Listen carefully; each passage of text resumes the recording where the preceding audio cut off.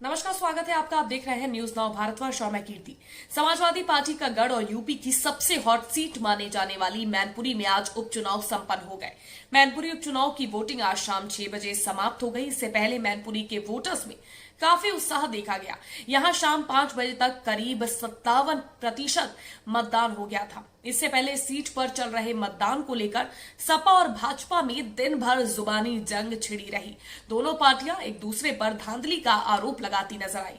सपा के दिग्गज नेताओं ने भाजपा और पुलिस पर आरोप लगाते हुए कहा कि पुलिस भाजपा के इशारे पर सपा कार्यकर्ताओं को निशाना बना रही है, तो वहीं भाजपा ने सपा पर बूथ कैप्चरिंग न कर पाने की वजह से दुष्प्रचार करने का आरोप लगाया। लेकिन इस सब के बीच चुनाव में एक आध छुटपुट घटनाओं के अलावा मतदान पूर्णतः शांतिपूर्ण रहा। कहीं से भी किसी बड़ी दुर्घटना की कोई खबर सामने नहीं आई। देखिए इस पर हमारी ये खास रिपोर्ट। देश की सबसे बड़ी हॉट सीट मैनपुरी में मतदान आज शाम 6 बजे संपन्न हुआ, लेकिन इससे पहले दिन भर सपा भाजपा की जुबानी जंग जारी रही। अखिलेश यादव सुबह करीब 10 बजे पत्नी डिंपल के साथ वोट डालने पहुंचे, जहां उन्होंने भाजपा पर तरह तरह के हथकंडे अपनाने का आरोप लगाते हुए कहा कि पुलिस प्रशासन भाजपा के एजेंट की तरह कार्य कर रहा है और हमारे लोगों को वोट डालने से रोक रहा है। लेकिन इन सब के बाद भी सपा बड़े अंतर से चुनाव जीतेगी। वहीं शिवपाल यादव ने पुलिस पर सपा कार्यकर्ताओं को प्रताड़ित करने का आरोप लगाते हुए कहा कि पुलिस हमारे कार्यकर्ताओं को घरों से उठा रही है। हम निष्पक्ष और शांतिपूर्ण मतदान चाहते हैं, लेकिन भाजपा लोकतंत्र की हत्या कर रही है। इससे पहले सफाई पहुंचे प्रोफेसर रामगोपाल यादव ने भी वोट डाला। रामगोपाल यादव ने दावा किया कि डिंपल यादव नेताजी से भी 3 गुना अधिक वोटों से चुनाव जीतेंगी। इसके साथ ही रामगोपाल ने भाजपा पर यादव सरनेम वाले पुलिसकर्मियों को ड्यूटी से हटाने का आरोप लगाते हुए कहा कि हमारे वोटर्स केवल यादव ही नहीं बल्कि अन्य बिरादरी के लोग भी हैं।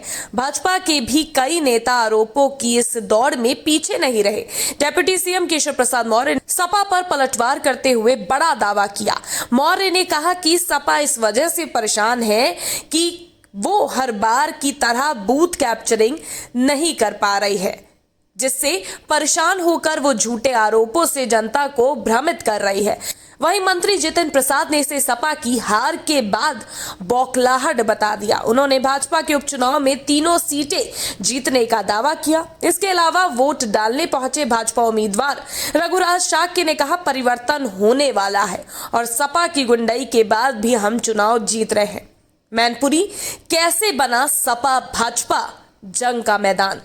मैनपुरी के रण में इस बार बड़े बड़े धुरंधरों ने मैदान में उतरकर विरोधियों को चित्त करने की कोशिश की, लेकिन आज मतदान संपन्न होने के बाद अब उनकी किस्मत ईवीएम में कैद हो गई है। मैनपुरी से पूर्व सांसद और सपा के संरक्षक मुलायम सिंह यादव के हाल ही में हुए निधन के बाद मैनपुरी सीट खाली हुई थी, जिसके बाद सपा ने मैनपुरी के रण में डिंपल यादव को उतार दिया था।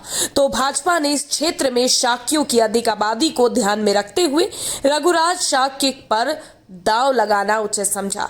ये तो अब 3 दिन बाद वक्त ही बताएगा कि मैनपुरी के रण में किसका डंका बजेगा, लेकिन इस चुनाव में सपा की साख दांव पर है।